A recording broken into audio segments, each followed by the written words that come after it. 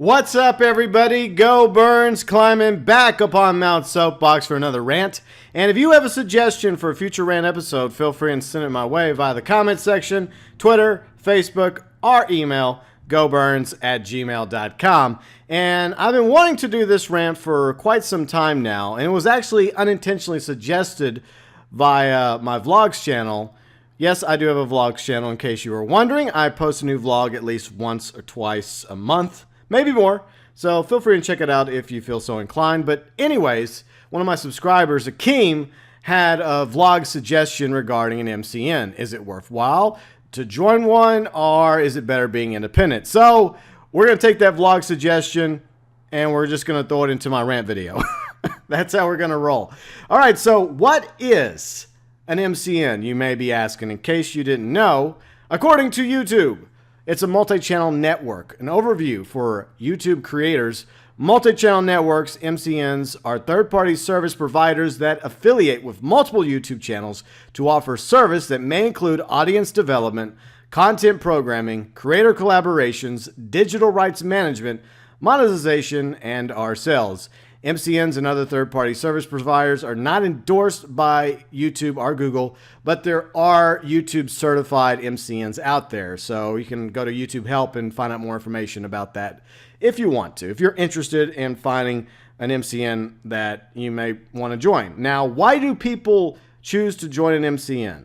Well, there's several reasons. One thing is, of course, to gain help with their channel, various tools, information, and even money, as well as the hope of growing their channel faster.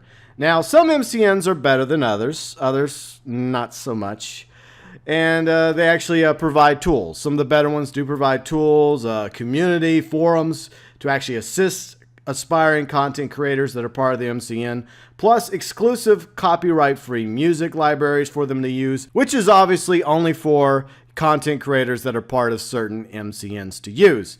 And it also is a means to get paid a little bit faster than AdSense. Now, AdSense is a service provided by Google. That's how the content creators that are independent get paid. The downside of AdSense is the fact that it takes a while to reach the bare minimum for withdrawal. Like in America, I believe it's $100 US. So you have to have at least $100 in your AdSense account before you can withdraw it out and eventually put it in your pocket, whether it's through a Google Wallet or something else entirely.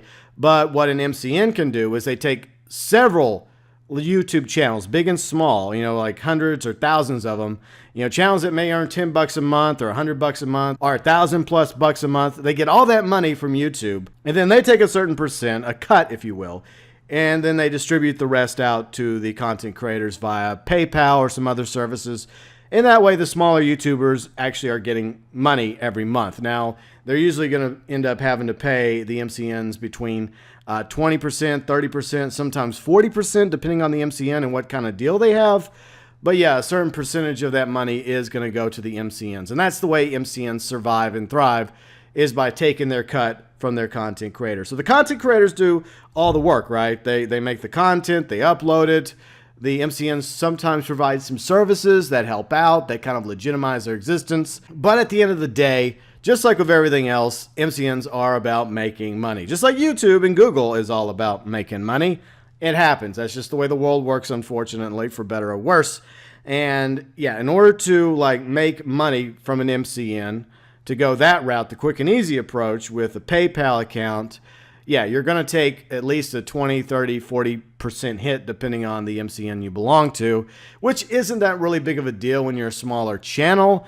But when you get bigger, you start to notice the amount of money that the MCNs are taking. It starts to get a little bit bigger and bigger as you get bigger and bigger. Now, not all MCNs are the same. Like I mentioned, some are good, some are bad, but there's MCNs that require contracts. There are those that don't, and I would recommend, if you're going to join an MCN, find one that does not have a contract that you can join. And if you want to leave, usually a lot of them, the non-contract ones, give you like 30-day window. So you leave, and then 30 days later, then you're released from being part of that MCN, and you get to be independent again, and you can set up an AdSense account, and you can just get your money directly from Google, YouTube. And of course, some MCNs also have requirements, specifically the bigger ones. And you have to have like a minimum number of subscribers. You have to have a minimum number of views per day in order to join those MCNs. And some of those are better than others. But also there's different types of MCNs. There's ones that cater specifically to gaming, music, ones that are for specific parts of the world, like various countries and regions, etc. But is an MCN necessary for a content creator to survive and thrive on YouTube? I personally don't think so. That's just how I feel about it. There's obviously hundreds and hundreds of MCNs of various shapes and sizes. And if we look here at Social Blade real quick, you see some of the top ones and the subscriber count as well as video views over the last 30 days. At the top is, say, Broadband TV, Vivo, Eula, Full Screen, Market Studios, Studio 71, Air, Scale Lab, Curse. I think Curse is Twitter, I believe, Style Hall, Freedom. Freedom was the MCN I was part of, by the way, in case you were wondering.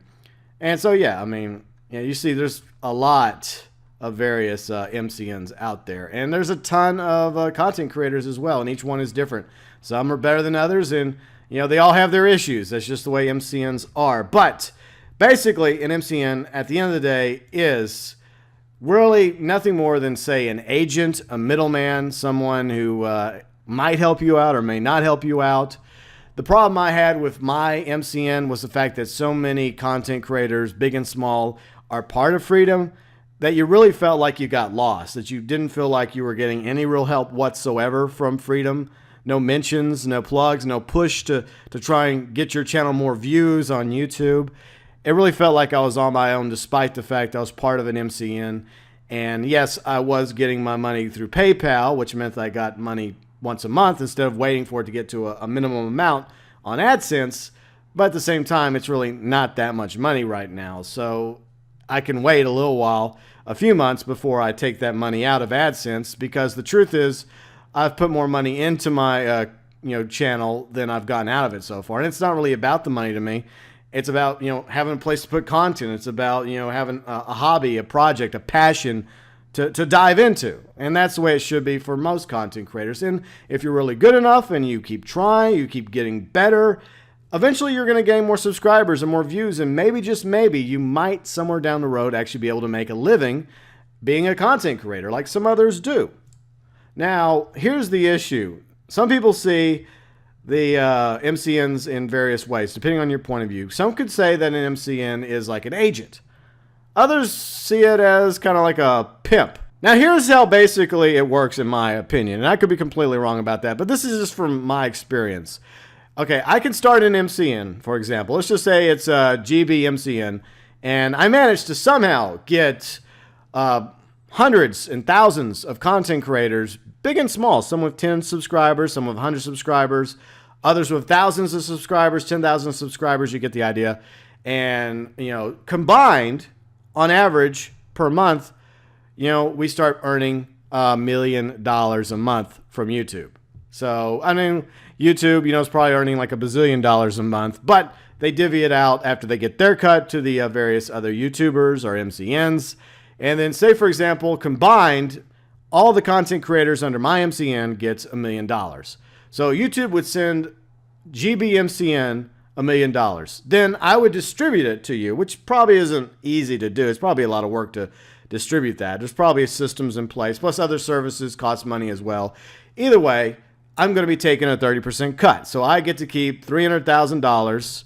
And some of that obviously is going to go towards probably a staff, et cetera, et cetera. And some of it's going to obviously go in my pocket because I'm the founder of GBMCN. And then the rest of it goes to you. So $700,000 goes to all of you, my big channels, my little channels, whether you made $10 a month or $100 a month or $1,000 a month. I'm still getting my cut no matter what. So that's how I jokingly see as MCN is kind of like a pimp. They're not all bad though. So anyways, personally, what do I think about MCNs? I think that you don't need an MCN on YouTube. From my past 3 years experience having my own YouTube gaming channel, I would say that I'd probably be where I am still without an MCN. Now, teach their own. If you want to join an MCN, that's your prerogative. I would advise against it. Now, why would I advise against it? Because Well, if you need help, if you need tools to help build and grow your channel, you don't need to join an MCN to do that. There is countless videos already on YouTube that teach you how to do things, how to edit videos, the right type of software or hardware you're going to need to be a content creator, the right equipment, a game capture, a microphone, headset, the right type of processing power you'll need on your computer if you want to do PC gaming and live stream. It's all there on YouTube. YouTube's a massive library of information and knowledge for up-and-coming YouTubers that are looking to grow their channel. Now, obviously, the best thing to do is to go to another YouTuber and ask them for advice. And other, content creators do that. They come to me and they ask, and I give them the best advice I can. And usually I also mention the fact that I did do a video a while back regarding YouTube tips.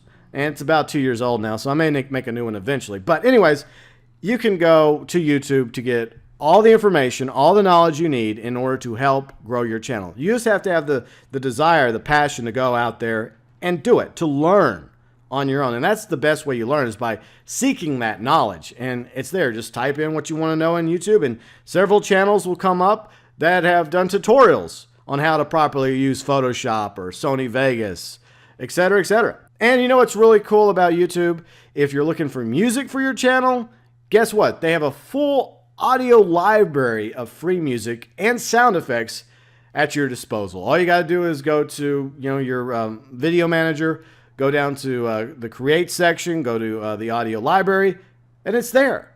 It's right there. All this different type of music that you can use. Some of it you have to mention in your description section. You have to plug some of the creators. Some of it you don't. Just depends on which one. But at the same time, if you're looking for music for your channel, it's there for you. So you don't have to be part of an MCN and have that exclusive copyright-free music in order to have music for your channel if you like to have background music or intro music or outro music. So in the end, I would say that be very mindful about joining an MCN. Some are better than others. But at the end of the day, you really don't need an MCN in order to survive and eventually thrive on YouTube.